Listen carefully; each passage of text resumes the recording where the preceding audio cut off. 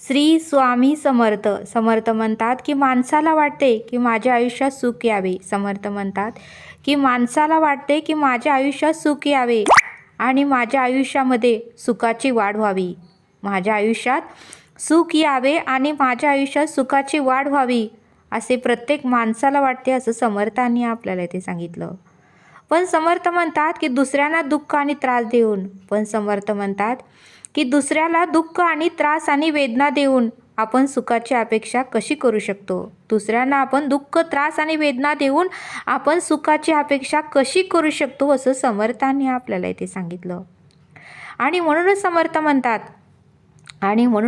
म्हणतात की दुसऱ्याच्या अंगणात काटे टाकून आपण फुलांची अपेक्षा कशी करू शकतो. म्हणून समर्थ म्हणतात की दुसऱ्यांच्या अंगणात काटे टाकून आपण फुलांची अपेक्षा कशी करू शकतो, असं समर्थांनी आपल्याला इथे सांगितलं.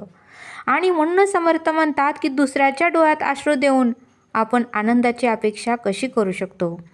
म्हणून समर्थ म्हणतात की दुसऱ्याच्या डोळ्यात अश्रू देऊन आपण आनंदाची अपेक्षा कशी करू शकतो, असं समर्थांनी आपल्याला इथे सांगितलं. आणि म्हणूनच समर्थ म्हणतात की प्रत्येक गोष्ट आपल्यापाशी येऊन थांबते. म्हणूनच समर्थ म्हणतात की प्रत्येक गोष्ट ही आपल्यापाशीच येऊन थांबते. आणि म्हणूनच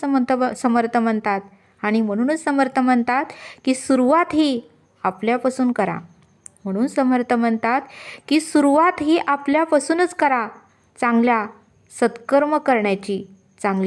सत्कर्म करण्याची सुरुवात आपल्यापासूनच करा, असं समर्थांनी आपल्याला इथे सांगितलं. आणि म्हणून समर्थ म्हणतात की माणसाला वाटते की माझ्या आयुष्यात सुख यावे, सुखाची वाढ व्हावी, पण दुसऱ्यांना दुःख आणि त्रास देऊन आपण सुखाची अपेक्षा कशी करू शकतो, असं समर्थांनी आपल्याला इथे सांगितलं.